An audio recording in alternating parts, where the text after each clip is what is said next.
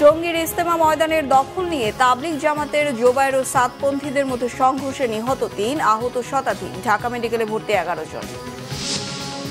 জানুয়ারিতে ট্রাম্প দায়িত্ব নিলে বাংলাদেশের তৈরি পোশাক শিল্পের জন্য নতুন সুযোগ সৃষ্টির আশা অর্থনীতিবিদদের। খাতটির বিদ্যমান অস্থিরতা দূর করার তাগিদ।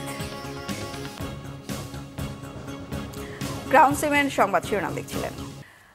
টঙ্গীর বিশ্ব ইজতেমা ময়দানের দখলকে কেন্দ্র করে তাবলিগ জামাতের জুবায়ের ও সাতপন্থীদের মধ্যে সংঘর্ষে ৩ জন নিহত ও শতাধিক মুসল্লি আহত হয়েছেন। বুধবার ভোররাত 3:15টার দিকে সংঘর্ষ শুরু হয়। নিহতরা হলেন কিশোরগঞ্জের 11 সিন্ধু গ্রামের আমিরুল ইসলাম বাচ্চু, ঢাকার দক্ষিণখানের বেড়াইদের বেলাল ও বগুড়ার তাজুল ইসলাম। স্থানীয়রা জানিয়েছে, রাত 3টার দিকে সাতপন্থীরা তুরাগ নদীর পশ্চিম তীর থেকে কামারপাড়া ব্রিজ সহ বিভিন্ন রাস্তা দিয়ে ইজতেমা ময়দানে ঢুকতে থাকে। এই সময় ময়দানের ভেতর থেকে জোবায়েরপন্থীরা ইট পাটকেল নিক্ষেপ করে।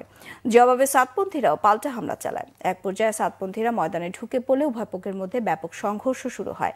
ইজতেমা ময়দানের সংঘর্ষে হতাহতদের টঙ্গী আহসানুল্লাহ মাস্টার জেনারেল হাসপাতাল সহ বিভিন্ন হাসপাতালে ভর্তি করা হয়। ঢাকা মেডিকেলে আনার পথে বেড়াইদের বেলাল মারা যান। সাতপন্থীদের প্রভাবশালী মুরব্বী মুয়াজ বিন নূর এক ভিডিও বার্তায় দাবি করেছেন, ইজতেমা ময়দান তাদের নিয়ন্ত্রণে রয়েছে। জুবায়েরপন্থীদের আক্রমণে তাদের এক ভাই শহীদ হয়েছেন। জানুয়ারিতে যুক্তরাষ্ট্রের প্রেসিডেন্ট হিসেবে দায়িত্ব গ্রহণ বাংলাদেশের তৈরি পোশাক শিল্পের জন্য নতুন সুযোগ সৃষ্টি করতে পারে বলে ধারণা অর্থনীতিবিদদের। নতুন মার্কিন প্রেসিডেন্টের চীনা পণ্যের শুল্ক বাড়ানোর সম্ভাবনার সুযোগ কাজে লাগাতে পোশাক খাতের বিদ্যমান অস্থিরতা দূর করার তাগিদ তাদের। এদিকে তৈরি পোশাক মালিকরা বলছেন, 5 আগস্ট দেশের রাজনীতির পট পরিবর্তনের অস্থিরতা কাজে লাগাতে চাইছে ভারত সহ প্রতিযোগী দেশ। গোলাম মইনুল হাসান জানাচ্ছেন বিস্তারিত।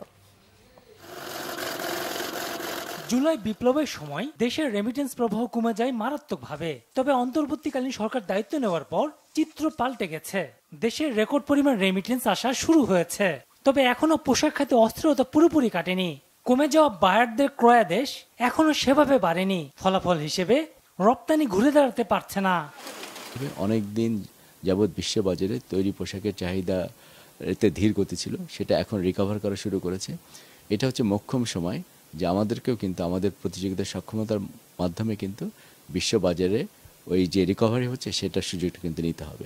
বিভিন্ন কারণে আমরা শ্রমিক অসন্তোষ দানা বেঁধে উঠেছে এবং আইন শৃঙ্খলা পরিপন্থী যে কাজগুলো করা হচ্ছে এটাও কিন্তু গার্মেন্টসের শিল্পের উপরে ওভারঅল আমাদের যারা বায়ার্স আছেন তাদের আস্থা সংকট তৈরি করতে পারে। এটা যদি কন্টিনিউ করে, গিফটি মেরে যে কিছু স্বার্থনশীল বসে থাকে তারা সুযোগ সন্ধানে থাকে যে কখন এক সেক্টরকে সবল মারা যায়।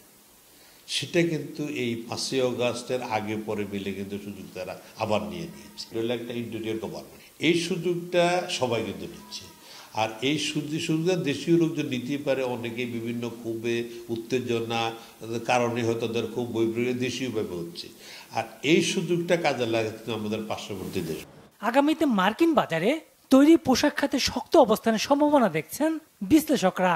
প্রেসিডেন্ট ট্রাম্প জানুয়ারি থেকে তার টার্ম শুরু করতে যাচ্ছেন এবং অনেকেই মনে করছেন যে চায়নার উপরে অতিরিক্ত শুল্ক আসবে। সেটাও যদি আসে সেটাও কিন্তু আমাদের জন্য একটু সুযোগ হতে পারে। কিন্তু আমরা যদি আমাদের সাপ্লাই সাইডকে ঠিক করতে না পারি, আমরা যদি নিরবিচ্ছিন্ন সরবরাহ না দিতে পারি, তাহলে কিন্তু বিশ্ব বাজারে সেই যে অতিরিক্ত চাহিদা তৈরি হবে সেখান থেকে কিন্তু আমরা সুবিধা নিতে পারবো না। এটা আমাদের একটু মনে রাখতে হবে। যদি আর এই ধরনের কোনো মাহমুদ নির্ণয় ঘটনা না ঘটে, যদি ছবিগত না হয়, তাহলে কিন্তু অর্ডারগুলি আবার বাংলাদেশে আসবে। আমরা যখন অর্ডারগুলি আসার পরে টাইমলি শিপমেন্ট করতে পারবো, অটোমেটিক আমাদের পরের কাছে ফ্লো কিন্তু ঘুরে দাঁড়াবে। আগামী 3-4 মাসের মধ্যে পোশাক খাত ঘুরে দাঁড়াবে এমন আশা তৈরি পোশাক মালিকদের। গোলাম মইনুল হাসান, বাংলা ভিশন, ঢাকা। ভেঙে পড়ছে ছাদ, খসে পড়ছে দেয়ালের পলেস্তারা। চরম ঝুঁকিপূর্ণ ভবনে ক্লাস করছে ঝালকাঠি সরকারি উচ্চ বিদ্যালয়ের শিক্ষার্থীরা। ঘটতে পারে মারাত্মক দুর্ঘটনা। পুরানো ভবনের সাধ্যমতো সংস্কার চলছে বলে জানিয়েছে কর্তৃপক্ষ। ঝালকাঠির প্রতিনিধি মোহাম্মদ মাসুদুল আলমের পাঠানো তথ্য ছবিতে ডেস্ক রিপোর্ট। হতশ্রী অবস্থা ঝালকাঠি সরকারি উচ্চ বিদ্যালয় ভবনের। পরিবেশ নেই লেখাপড়ার। ভবনের বেহাল দশায় চরম আতঙ্কে শিক্ষার্থী ও অভিভাবকরা। 1872 সালে মহারাজগঞ্জ হাই স্কুল নামে এর যাত্রা শুরু হয়। 1909 সালে ব্রিটিশ সরকার স্কুলটি জাতীয়করণ করে। 13 একর জমিতে ঐতিহ্যবাহী স্কুলটিতে প্রভাতী ও দিবা এই দুই শিফটে শিক্ষার্থী 1700 জন। স্কুলটির দোতলা ভবন নির্মাণ করা হয় 1972 সালে। 52 বছরের পুরাতন এই ভবনটি সবগুলো ক্লাসরুম এখন জরাজীর্ণ।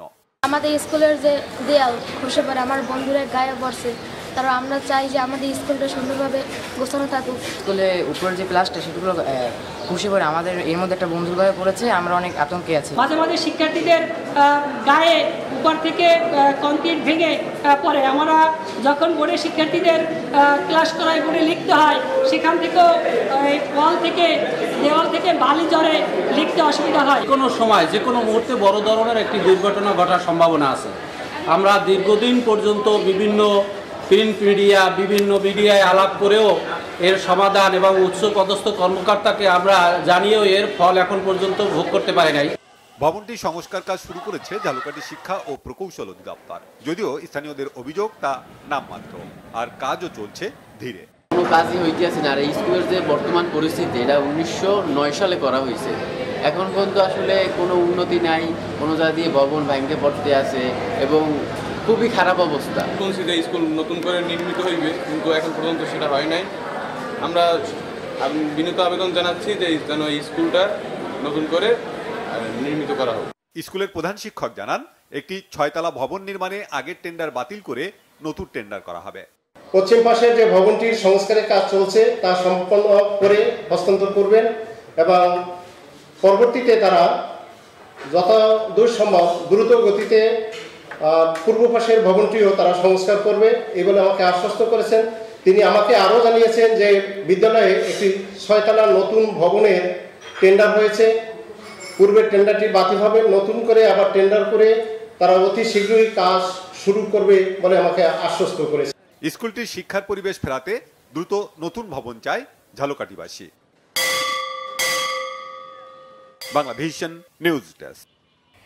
এই ছিল এখনকার মতো। পরের সংবাদ সকাল 11টায় দেখার আমন্ত্রণ রইল।